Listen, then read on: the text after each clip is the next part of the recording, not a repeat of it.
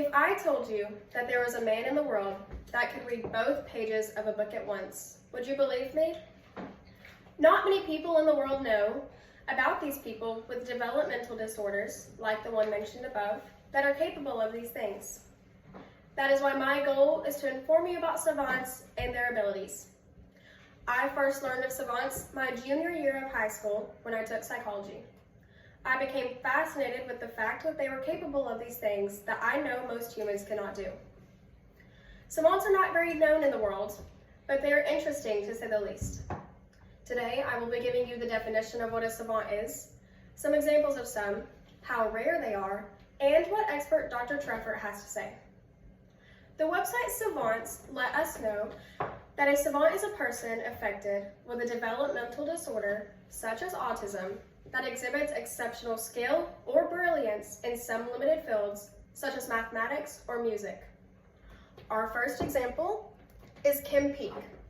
Kim Peek could not only read both pages of a book at once, but he could also memorize entire books, including the Bible. Kim's developmental disorder started from a young age, and he could not walk until the age of 4. And even when doing so, he had a sidelong gait. He also struggled with motor skills like buttoning up his own shirt, and even though he had these struggles, he had very unique abilities like memorizing books with perfect recall before the age of 2 and being able to recite them. We get this information from applied behavioral analysis. Kim Peek was so extraordinary that they used him in Rain Man. Kim Peek is not our only savant. We also have Leslie Limkay. Leslie was born with not a good start in life. He was born with severe birth defects, resulting in the removal of his eyes. His mother put him up for adoption soon after, and a nurse soon later adopted him. He had to be taught how to swallow and could not stand until the age of 12. At 15 is when he learned how to walk. And at 16 is when he showed his fascinating trait. Nia Taroma tells us that his mother May woke up and he was playing Chaikovsky's Piano Concerto No. 1. Remember, he had no musical training.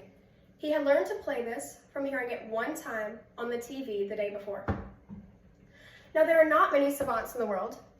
They are considered very rare, with only 200,000 in the world.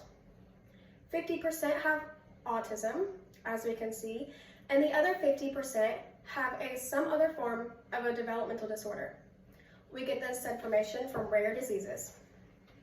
Savants are very good with art, music, calendar counting, and calculation.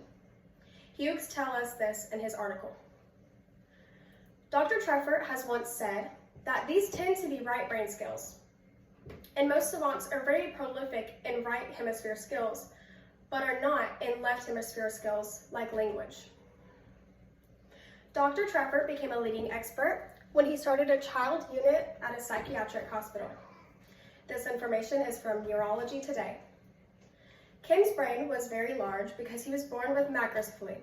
He was missing his corpus callosum, which connects to the hemispheres, and he was also missing his anterior and posterior commissures. His cerebellum, responsible for motor functions, was also small and malformed. He also had fluid, as we can see here, occupying most of his brain space. It was grossly defined as a water blister in the back of his brain. We saw this, and here's to the Crazy Ones website. This disorder may have contributed to his difficulty in his everyday task, and it was also signs as a mental retardation and other delays as a child. Today, we have learned about savants and their abilities, and in summary, savants are very rare and have unique attributes that interest psychologists and doctors all over the world, like expert Dr. Treffert. I want you, the next time that you pick up a book, to recall Kim Peek and his ability to read both pages at once.